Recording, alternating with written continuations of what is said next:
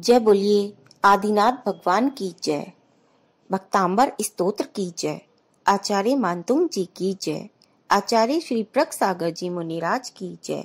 दोस्तों, कहानी की श्रृंखला में आज हम आपके सामने लेकर आए हैं काव्य नंबर 21 की कहानी प्रकृति का प्रकोप भी उसे परास्त न कर सका।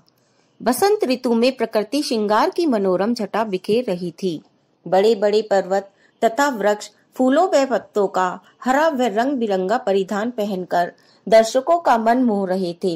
पपीहे की पीहू पीहू, कोयल की कुहू कुहू तथा मेंढकों की गान ध्वनि के स्वर सभी को बड़े कर्ण सुगध लग रहे थे।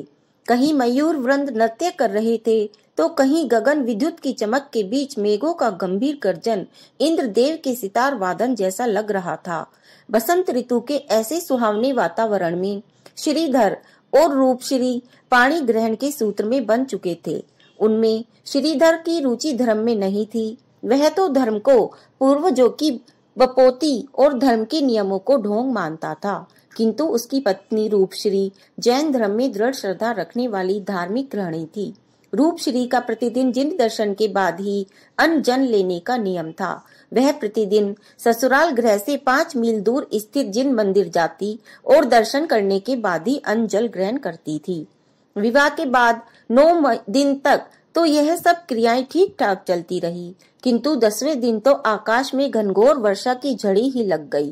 तीव्र वर्षा से नगर के विभिन्न क्षेत्रों की हलचलें शांत सी हो गई। श्रीधर से सभी परिजन मध्याह्न का भोजन कर चुके थे, किंतु रूपश्री अभी तक निराहार ही थी, क्योंकि घनघोर वर्षा में नगर से 5 मील दूर जिनालय में दर्शन हेतु जाना उसके लिए टेढ़ी खीर थी। सासू माँ ने आकर कहा, बहू रानी शाम को जिन मंदिर चलेंगे, अभी तो जाना संभव नहीं है, अतः तुम भोजन कर लो। किंतु जैन धर्मावलंबी तो लिए हुए व्रत को प्राण प्रण से निभाते हैं। उधर प्रकृति तो मानो क्रोधित हो उठी थी, या यह कहिए कि वह रूपश्री की प्रतिज्ञा निभाने की भावना और क्षमता की परीक्षा ले रही थी। घनघोर वह मूसलाधार वर्षा 1-2 दिन नहीं, लगातार 7 दिन तक जारी रही। उससे बड़े बड़े विशाल भवन जलमग्न हो चुके थे। गांव के गांव बाढ़ से घिर गए थे। जिन मंदिर भी बाढ़ क्षेत्र के बीच में आ चुका था।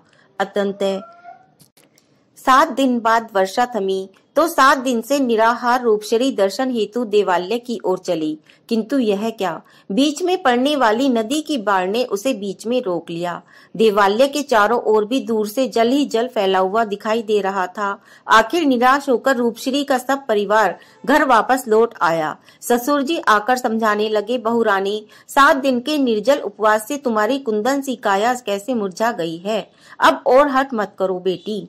अगर तुम्हारा कुछ अशुभ हो गया तो न्यायालय में मैं क्या जवाब दूंगा।